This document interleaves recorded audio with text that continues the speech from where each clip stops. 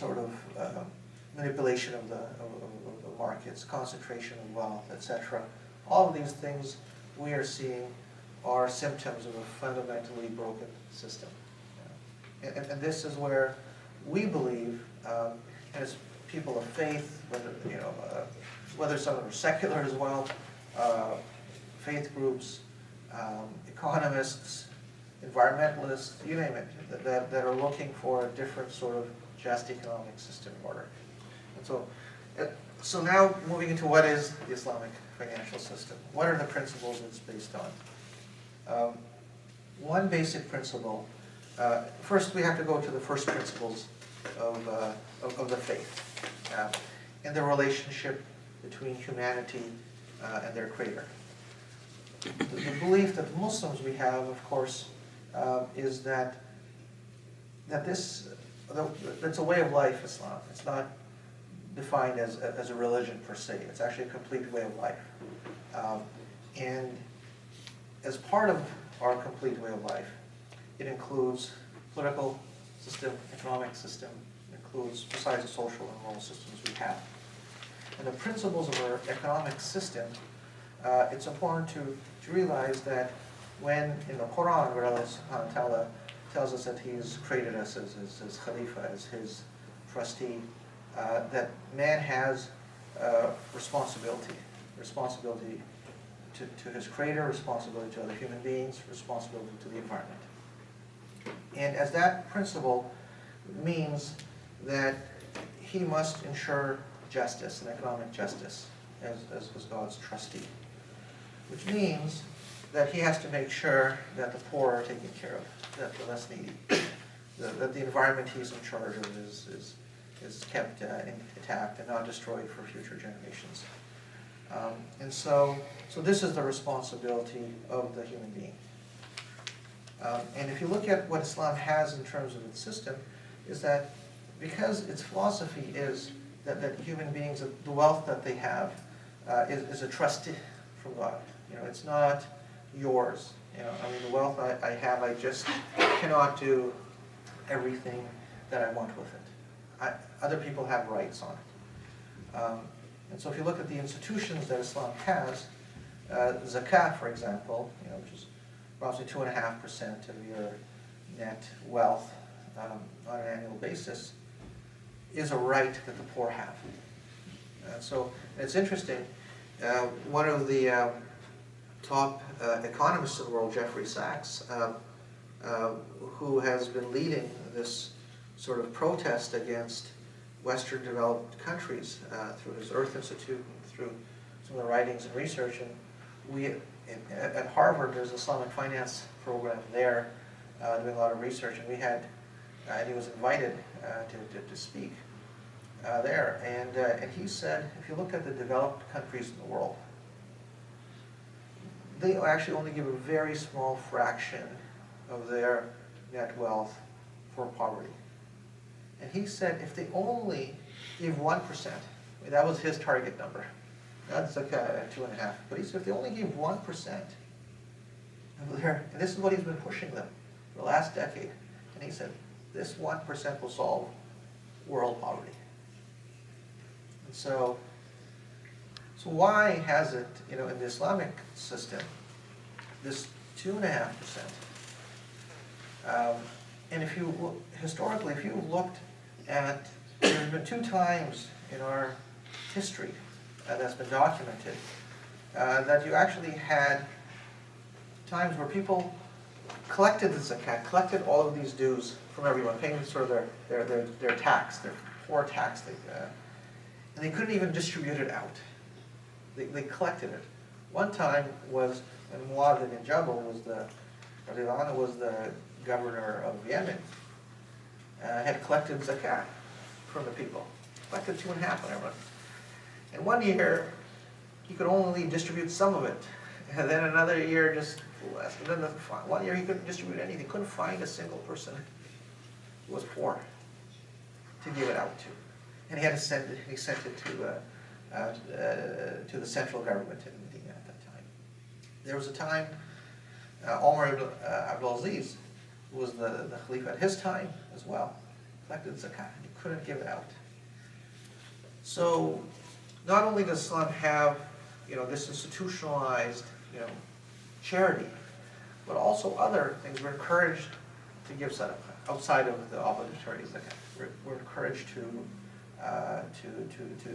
help the poor. We're encouraged to help those who don't even ask, for help, and we know they need it. We're encouraged to take care of those around us, the orphans, etc., build institutions, etc.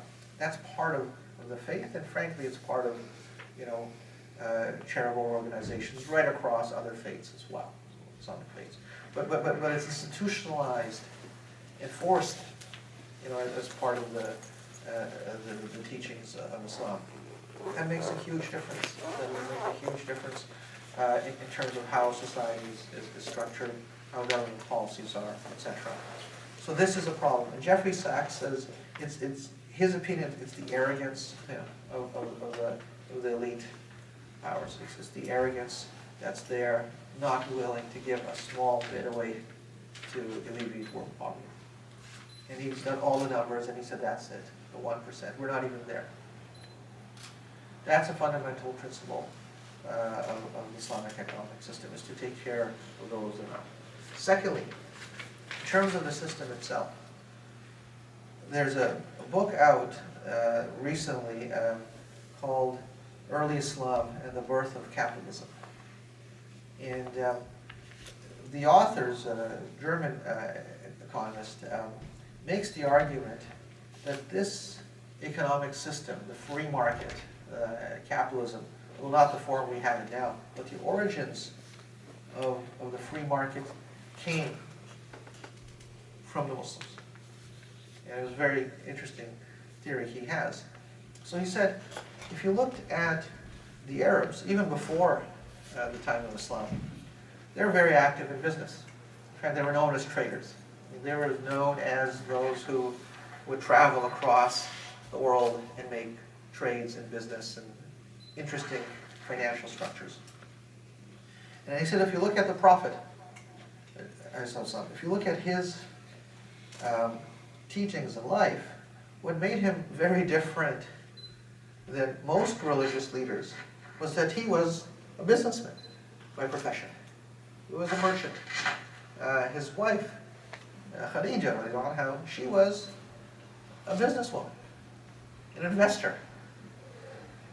And the trades they were doing at that time, the Arabs, if you look at it, were sort of joint ventures, as we would have it today, where someone would risk their capital, go on a trade, split the profits when they come back, venture capitalists, etc.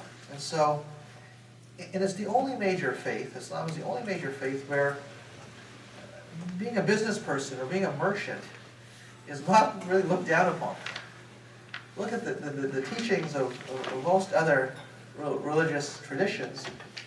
The business guy or the merchant really isn't treated that, favorably. Let me put it that way. He's considered, cunning person, a person who takes advantage of other people, he has wealth, etc. But Islam never viewed wealth like that, and never really looked down upon trading. In fact, the traditions of the Prophet talk highly of tijara, that 9/10 of barakah, tijara, talked highly of those who do trade, but do it in an honest way, etc. Equating them to mujahids and those striving the way of God. So there are many examples in the Islamic tradition which speaks highly of trade, business, etc. And how Islam has actually spread through most of the world, Islamic world as we see it now, that has often been through trade and business and interaction like that. And so it was part of the DNA of the Arabs before Islam, and it's not surprising that we found it after Islam came, that's how often it was spread. So, and why were they successful in spreading Islam? Often was because they actually had very good business practices. People liked doing business with them. People liked working with them. They were honest. principles of Islamic finance is to be honest. The contracts in Islamic finance and under Islamic law should be very clear. I mean, we should actually have doing business and in writing as well. I mean, it was, as many of us know, during the time of the early Muslims, it was basically an illiterate population. But the Quran came down and the revelation said to write your contracts, etc. And so it made that movement to writing, physically writing down contracts on transactions people did with each other, loans they did with each other, and that. And so then that removed a lot of ambiguity, among business transactions. Principles of Islamic finance is clear transactions. Know what you're paying for something. You should know exactly the price. So for an Islamic finance transaction, if I'm selling the sheikh, this device, there's many different ways I can do it. I mean, I can sell him this for $1,000 today. I can sell him this using what we call a murabba contract, $2,000 in 5 years. He gives me monthly payments. I can lease it to him. I can do lease to own, etc. There's many structures we can do it. We can buy shares of this thing together. And he just buys off my shares over time, pays the rental income. So that's why the Islamic economy was a thriving economy. They had many ways to do it. But what I can't do in Islam, as the sister said when she read, she said, it's got to be something, it's got to be a real tangible asset when you're doing a deal or a transaction. But what I cannot do to the sheikh is give him $1,000. And so, by the way, 2 years later, you give me $2,000 back. That's not considered an act of business. In fact, if you look at the monotheistic faiths, it's not considered, an act of business as well. You have, even in the Christian tradition, where you have Isa, Jesus, I saw going to the temple and cursing those guys, the money exchanger, called the den of thieves, because they're lending, interest there. And if you look